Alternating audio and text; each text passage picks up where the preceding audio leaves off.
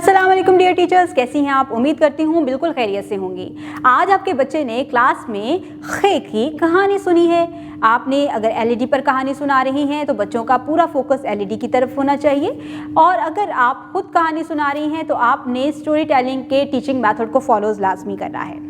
इसके बारे में आपने बताना है कि खे से कौन कौन से नई तस्वीरें हैं जिसको हम पढ़ने जा रहे हैं। आपने कहानी में भी उन पर तवज्जो देनी है, और जब आप फ्लैश कार्ड या एलईडी प्रोजेक्शन के जरिए नई तस्वीरें दिखा रहे हो तब भी आपने बच्चों को लाजमी बताना है कि आज हम क्या पढ़ रहे हैं और उन तस्वीरों के नाम क्या हैं। इब्तदाई आवाज़ पर जोर दें और बच्चों को आवाज़ की पहचान करवाएं। जब बच्चे आवाज़ की पहचान कर लें तो नए अल्फाज को पढ़ना भी बताएं।